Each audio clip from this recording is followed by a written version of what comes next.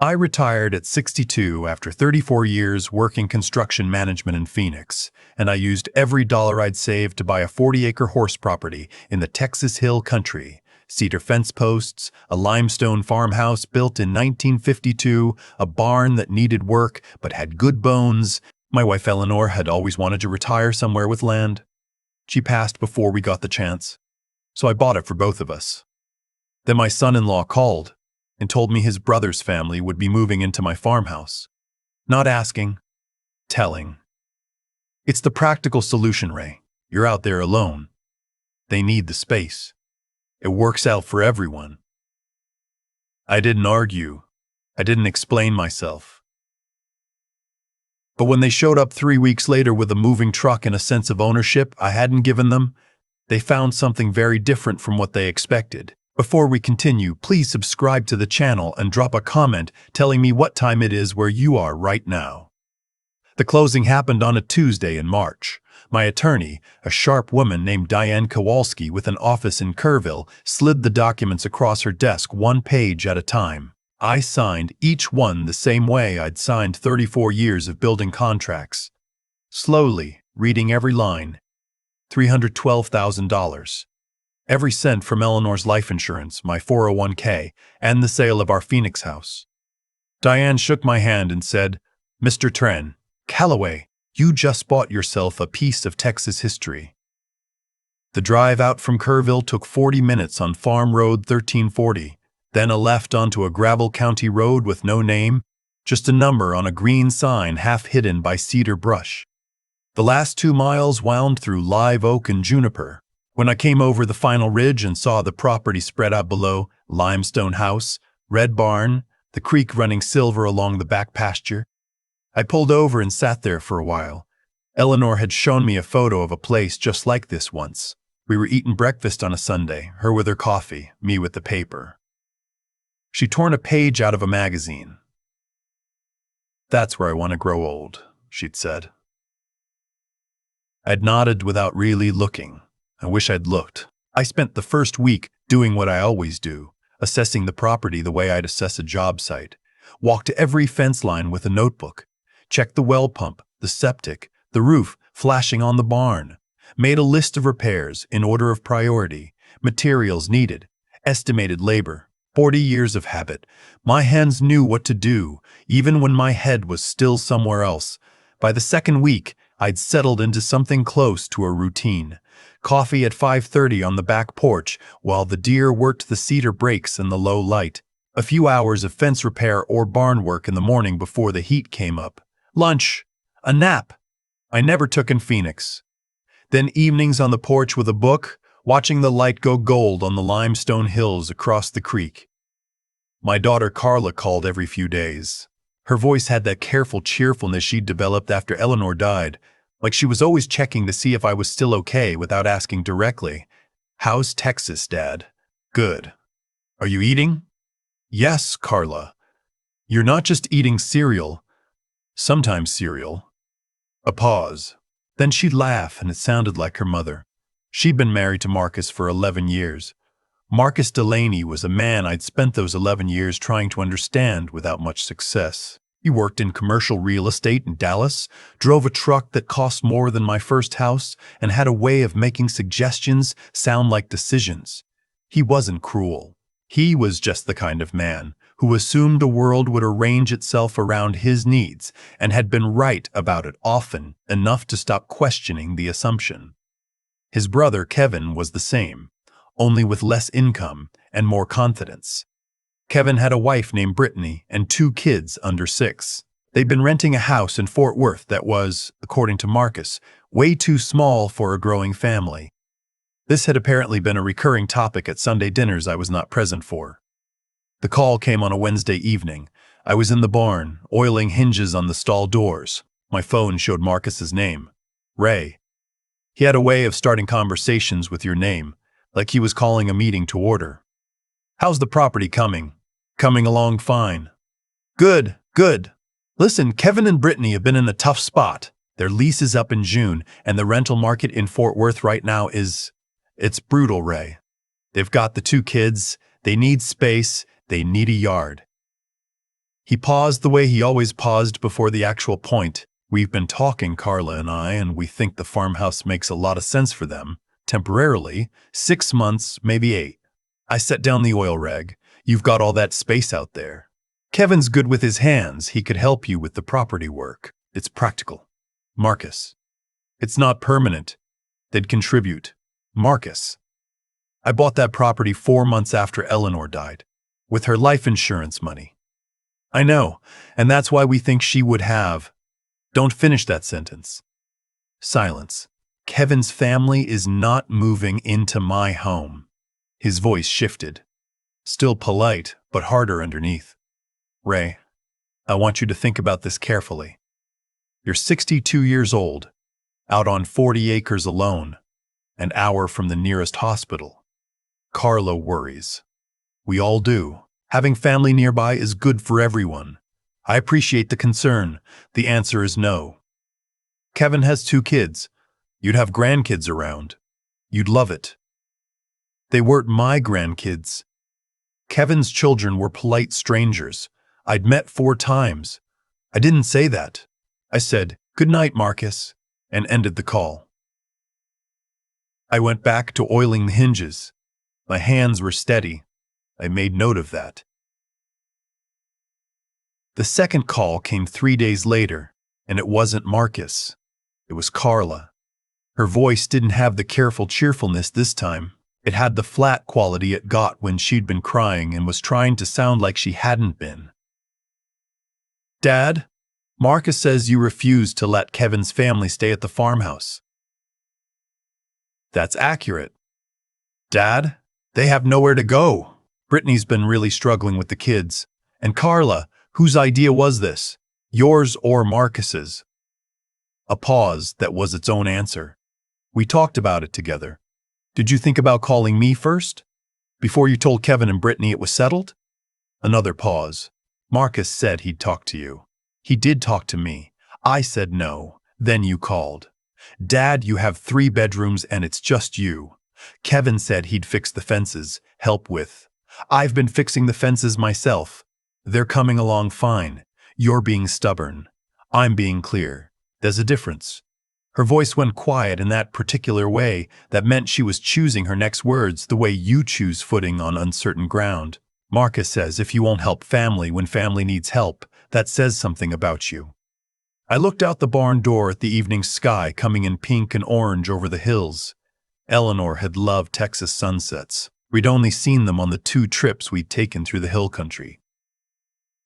But she talked about them for years afterward. Tell Marcus I heard him, I said. Good night, Carla. I didn't sleep much that night. Sat at the kitchen table with a cup of coffee gone cold, thinking through what was coming. Because I knew what was coming. I'd built a career reading job sites, identifying where the problems were going to come from before they arrived. This one wasn't hard to read. Marcus was the kind of man who, when he decided something was going to happen, kept applying pressure until it did. Patient pressure, reasonable-sounding pressure, but pressure nonetheless. He'd use Carla. He'd use guilt. If those didn't work, he'd find something else. I needed to be ahead of it. I started the next morning. First call was to Diane Kowalski. I explained the situation briefly. She listened without interrupting, which is one of the things I valued about her. Ray, it's your property. You have no legal obligation to house anyone. But if someone shows up and refuses to leave, that becomes a trespassing situation. And if they manage to establish any kind of tenancy, even informal removal gets more complicated. How complicated? In Texas, even an informal agreement can create tenant rights. I want to make sure your property is documented correctly and that you have a process if this escalates. She paused. Do you think it'll escalate? I think Marcus Delaney doesn't hear no until it comes with consequences. Then let's make sure you have consequences ready. I paid a $1,500 retainer that afternoon by check. I got a receipt. The second call was to my insurance agent in Kerrville, a man named Tom Briggs I'd already met twice about the property policy. I asked him to walk me through what happened to my coverage if unauthorized occupants were living on the property. Tom walked me through it slowly. My policy covered me as the sole resident. Undisclosed occupants created liability exposure. If someone was injured on the property and they weren't listed on the policy, I was looking at potential gaps in coverage that could be significant. "You thinking about taking on renters?" Tom asked. "No, I'm thinking about making sure nobody moves in without my knowledge." Third call was to a security company in San Antonio. I drove down 2 days later and bought 4 trail cameras and a video doorbell system with cellular backup. The salesman was a retired sheriff's deputy named Dale, who spent 20 minutes walking me through the motion detection settings. Total $680 cash. I kept the receipt. I installed the cameras myself over 2 days. One at the main gate on the county road aimed at vehicles coming in. One mounted under the eave of the barn covering the driveway approach. One on the front porch post. One in the cedar break behind the house that had a clear view of the creek crossing, the only other vehicle access to the property. I tested each one, checked the cellular connection, the night vision, the motion sensitivity. The engineer part of my brain was satisfied with the coverage. Clean, overlapping fields, documented timestamps, direct alerts to my phone. On the 4th day, I drove to Comfort and found a lawyer named James Reyes, who handled property and family matters in that part of the hill country. His office was above a hardware store. He wore reading glasses on a chain around his neck and had the unhurried way of a man who'd been doing this for 30 years and wasn't impressed by urgency. I laid out the situation plainly. My son-in-law wanted his brother's family in my home. I'd said no. I believed they might come anyway. James looked at me over his glasses. "In Texas, you have absolute right to refuse entry to anyone on your private property. If they enter without permission and refuse to leave, that's criminal trespass. Class B, misdemeanor. Potentially Class A if they were warned previously."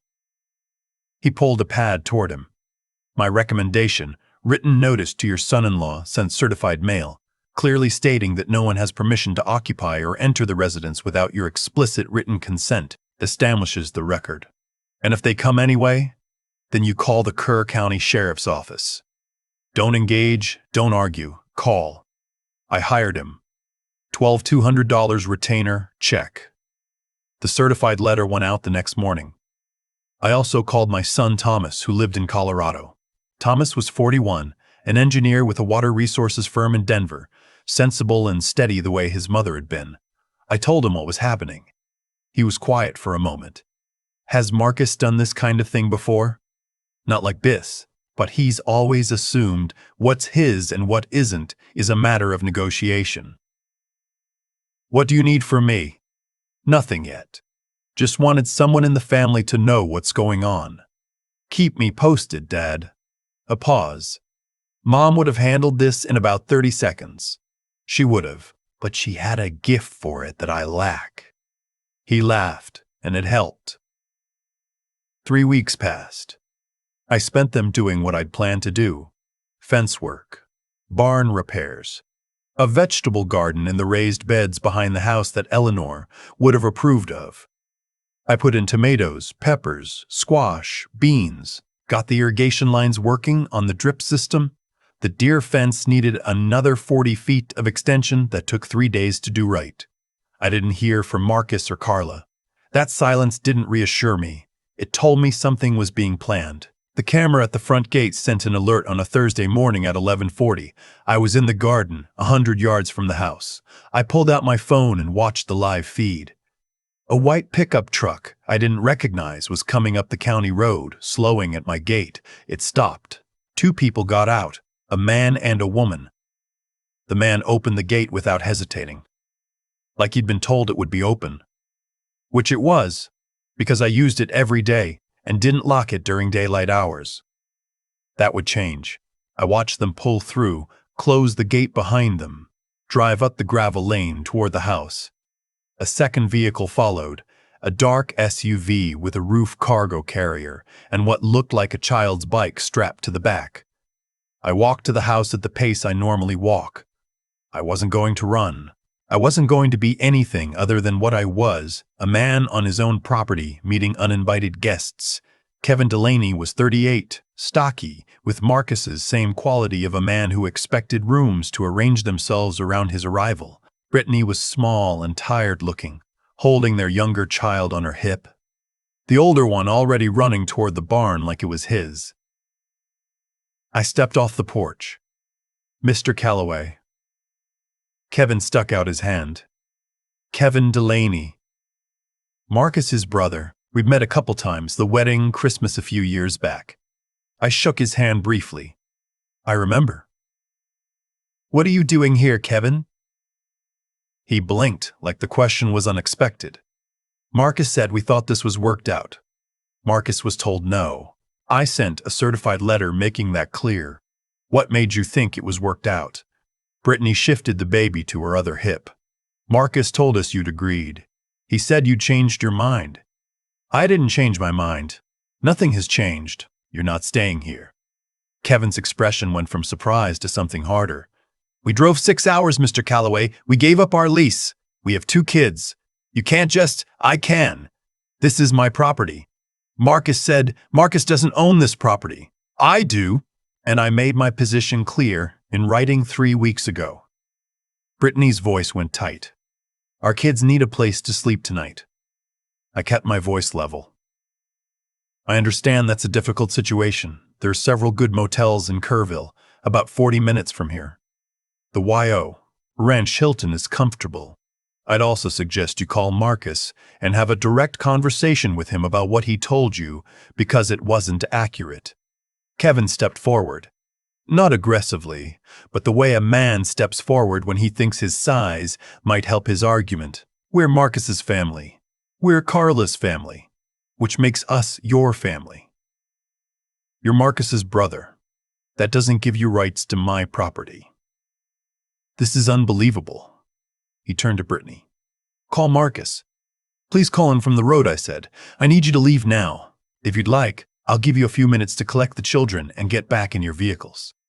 Brittany was already on the phone, turned away from me, her voice low and angry. Kevin stood there another moment, jaw set, doing the math. This isn't over, he said. I hope it is, for everyone's sake.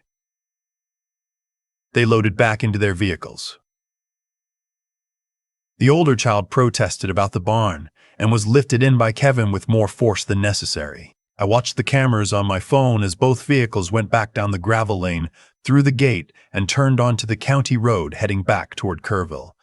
I went inside and made a note in the file I'd started. Date, time, names, what was said. Then I forwarded the camera footage to a secure folder on my laptop and sent a copy to Diane Kowalski's email. My phone rang 45 minutes later. Marcus. I answered. Ray. His voice was controlled, but I could hear the pressure under it. I understand there was some confusion today. There wasn't any confusion on my end. I was very clear. Kevin's family is in a genuinely difficult situation. They've given up their lease. They drove 6 hours.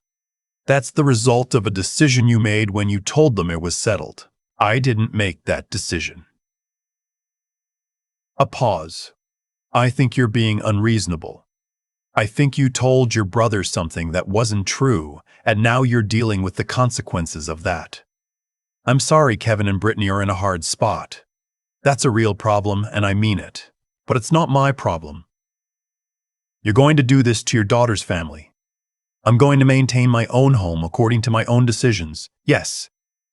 His voice shifted to something colder. You should think carefully about the kind of relationship you're choosing to have with Carla. I hope Carla and I continue to have a good relationship. That would require her husband to be honest with her about what happened here today. He hung up. I sat on the back porch until the anger settled. Because it was there, I won't pretend it wasn't, and watched a red-tailed hawk work the pasture in long, slow loops. Eleanor had liked hawks, had a way of stopping whatever she was doing when one came over. I called Thomas that evening and told him what had happened. So Marcus flat out lied to his brother, Thomas said. That's what it looks like. Does Carla know? I don't know what Carla knows. Dad. His voice was careful. What are you not telling me? I've been sitting with something for 2 weeks, information I'd gotten almost by accident through a neighbor, a retired accountant named Bill Harcourt, who ran the adjacent property and who had a habit of knowing things about people moving through the hill country real estate market.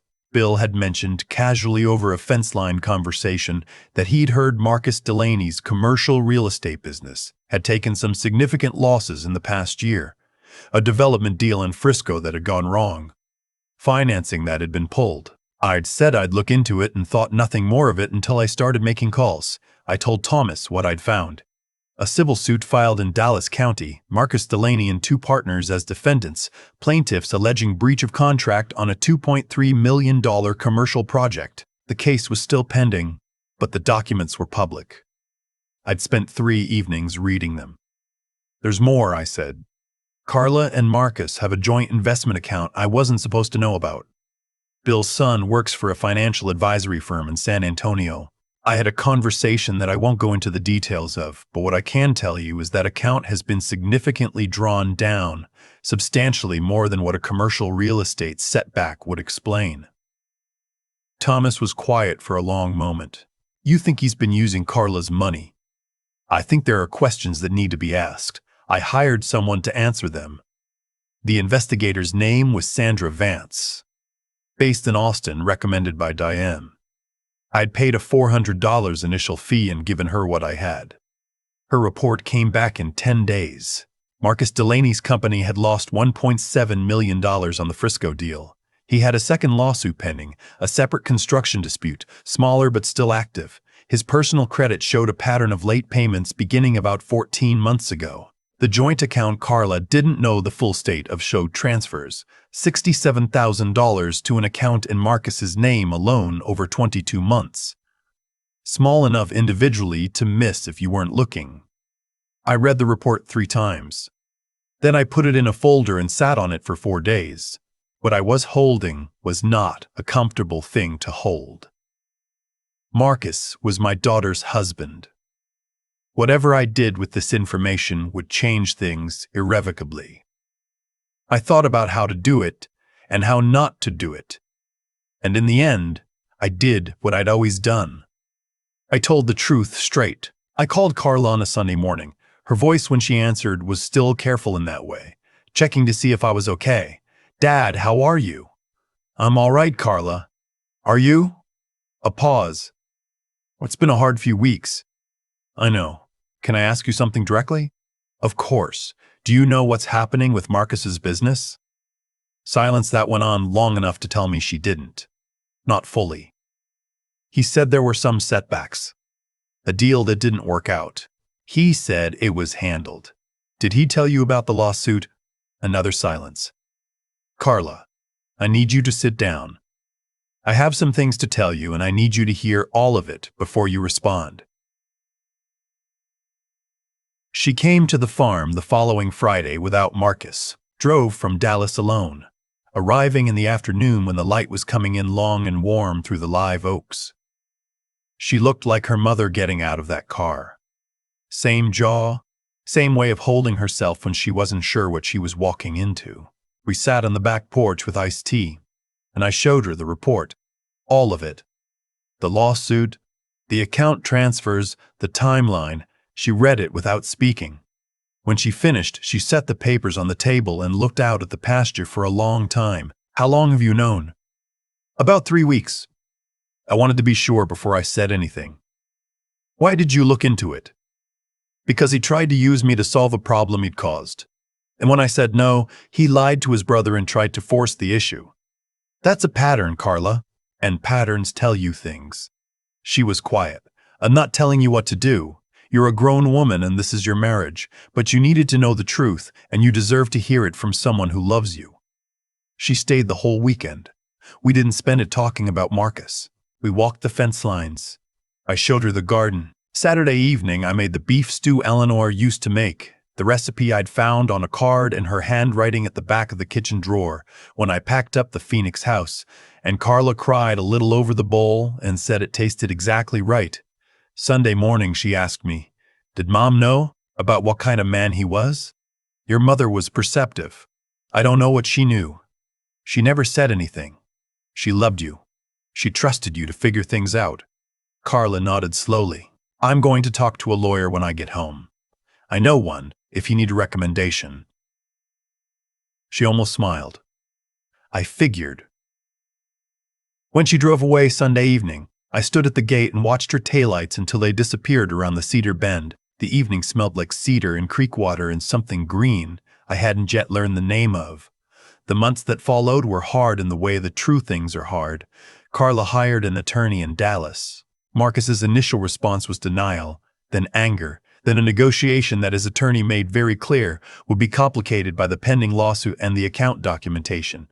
The divorce took 8 months to finalize. What she recovered was less than what had been taken, but it was something to start with. Marcus never called me again. I didn't expect him to. Kevin and Brittany found a rental house in Fort Worth. I heard from Carla that Marcus had eventually helped them with a deposit, which, given what I knew about Marcus's finances, seemed optimistic of him, but wasn't my problem to solve. Thomas drove down from Colorado in October. We spent 4 days working on the barn, replacing the hayloft floor, rehanging the big sliding door that had come off its track. Good physical work with a clear objective and a satisfying result, which is the best kind of work there is. One evening we sat on the back porch after supper watching a thunderstorm build over the western hills, anvil-shaped clouds going pink, then purple, lightning walking along the ridgeline. Thomas had his mother's quietness when he was thinking through something. "Can I ask you something?" he said. "Go ahead." When Marcus first called, before any of this, did you know it was going to turn into what it turned into? I thought about it. Not the specifics, but I knew he wasn't asking. And I knew that people who can't hear know the first time don't usually get better at it. Thomas nodded. "Watch the lightning." "Mom would have seen through him immediately," he said. "The first Christmas. She told me afterward she had concerns. I told her I was probably being protective. She let it go. She trusted Carla, and she trusted that the truth has a way of coming out when it needs to." I paused. She was right about that. Just took longer than she'd have liked. Thomas flew back to Denver on a Wednesday. The morning after he left, I walked the property the way I did most mornings. Along the creek first, then up the east fence line to the high point where you could see 3 ridges layered in morning haze. The deer trail through the cedar was getting well worn. 2 does and a fawn used it regularly. I'd started thinking of them as Eleanor's deer, which would have made her roll her eyes. Carla called in November. Her voice had something in it I hadn't heard in a long time. Not the careful cheerfulness, but something more real underneath it. She'd taken a job with an architecture firm in Austin. She'd found an apartment near Barton Creek. She'd been talking to a therapist, which she mentioned matter-of-factly like it was nothing, which meant it was important. "I've been thinking about Christmas," she said. "I thought maybe I could come to the farm. Bring some decent food so you're not just eating cereal. I've moved past cereal. I've been making soup. I'll believe it when I see it." A pause. "Dad, I've been thinking about what you did. Hiring the investigator, all of it. Some of my friends think you overstepped. Maybe I did. You didn't." Her voice was quiet. "You protected me. You protected me the way you would have if I was 16 and a boy at school was treating me badly. Except I was 41 and married, and it was a lot more complicated. You didn't shout. You didn't threaten. You just gathered the truth and gave it to me." I looked out the window at the garden. The first frost had taken the last of the tomatoes. I needed to pull the stakes before the ground got hard. "You would have found it yourself eventually," I said. "Maybe, but it might have been another 2 years, another $100,000. She stopped. "I just wanted you to know I understand why you did what you did. I know you do. Mom would have liked the farm," she said. "She picked it, more or less." There was a pause that held something bigger than either of us tried to say. "See you at Christmas, Dad. I'll make the stew." She came down on the 23rd, carrying a bag of groceries and a bottle of wine and a small wrapped package that turned out to be a framed photo I hadn't seen. Eleanor and me at our first house in Phoenix, young and squinting into the sun, laughing at something neither of us would ever be able to remember. Carla had found it in a box she'd taken from Phoenix, the boxes she'd offered to help me unpack back when I couldn't face them. I set it on the kitchen windowsill where the morning light would reach it. Thomas called on Christmas morning. We put him on speaker while we made breakfast. his voice filling the kitchen from the phone propped against the coffee maker, his kids arguing about something in the background in Denver. Carla and I made eggs and biscuits, and the kitchen smelled like butter and coffee and cedar smoke from the fireplace. That was the morning I understood something I hadn't managed to articulate in all the months of legal documents and camera footage and investigator reports. I hadn't bought those 40 acres to be alone. I'd bought them to make a place. And a place isn't 4 walls and a property line. It's who comes through the door and why. The wrong people had tried to come through my door, and I had kept them out. Quietly, without drama, without cruelty, with paperwork and patience. And the right people had come in. The door had opened, and the right people had walked through it. That's all I'd ever really wanted. In the spring, Carla drove up most weekends. She'd started helping with the garden, had opinions about the squash variety I'd chosen, which I found entertaining, and was right about, which I found less entertaining but acknowledged. She'd taken up riding. Bill Harcourt had a quarter horse. He'd been meaning to rehome for 2 years, a bay mare named Cookie who was 17 years old and had the temperament of a schoolteacher. They suited each other. One Saturday morning in April, Carla was brushing Cookie in the paddock and I was mending a fence post 30 yards away, and she called over without looking up. "You know what the therapist said last week?" "What's that?" "She said I have a very stable father." I drove a fence stable. High praise. "Highest," Carla said, and smiled at the horse. "The loons don't come to the Texas Hill Country, but there's a great horned owl in the live oak by the creek that calls most evenings around dusk, and a pair of scissor-tailed flycatchers that nest in the fence post by the garden every year. The creek runs clear after rain, and the deer come down to it at first light, and sometimes when the weather is right and the cedar is in bloom, the whole property smells like something I have no word for except right. Eleanor would have loved it. I'm certain of that. And so I stay, and I tend it. And some evenings when the light comes in just right across the limestone hills, I sit on the back porch with my coffee gone cold in my hands, and I talk to her a little, which I understand is a thing some people find strange. And I find necessary. This is the place I earned. Nobody took it from me. I made sure of that. If this story meant something to you, please leave a like and subscribe to the channel. Share your thoughts in the comments below. I read all of them. And if you'd like to hear the next story, it's waiting for you on the left. I've been asked a few times, by Thomas, by Carla, even by my neighbor Bill once over a fence line, whether I regret how hard I was willing to push back, whether it was worth it, whether a man my age ought to spend that much energy fighting a battle that, on its surface, was about a spare bedroom. The answer I give is always the same. I didn't fight for the bedroom. I fought for the truth. Those are different things. What Marcus did wasn't unusual. People like him operate on a simple assumption that most people, when pressured long enough and from enough angles, will eventually give in just to make the discomfort stop. And they're right most of the time. I've watched it work my whole career. On job sites, in contract negotiations, in families. The pressure doesn't have to be loud to be effective. It just has to be consistent, patient. And it helps enormously if the person being pressured loves someone who loves the person applying the pressure. That's the lever. That's always the lever. What Marcus didn't calculate was that I'd spent 34 years reading job sites for exactly that kind of structural weakness and learning how to build against it. I want to be honest about something, though. The part of the story I think about most isn't the cameras or the lawyers or the moment Kevin and Brittany loaded back into their trucks and drove away. It's the Saturday morning in April when Carla was brushing Cookie in the paddock and called over, casually, that her therapist had said she had a stable father. That's the moment I think about, not because I needed to hear it, but because I understood then what the whole thing had actually been about. Carla had spent 11 years in a marriage to a man who had made a quiet practice of overriding her judgment and substituting his own, and making it feel, somehow, like consideration. That's a particular kind of erosion. It doesn't happen in one conversation. It happens in 10,000 small ones, each one individually reasonable sounding, each one another layer of sediment over what you actually think and feel and know to be true. By the end of it, a person can lose track of whether their instincts are worth trusting What I gave her wasn't rescue. I want to be clear about that. Carla rescued herself. What I gave her was a set of facts she hadn't been allowed to see, and the demonstration, maybe for the first time in 11 years, that someone who loved her was capable of saying no to Marcus Delaney and meaning it. That no had consequences, that consequences were survivable.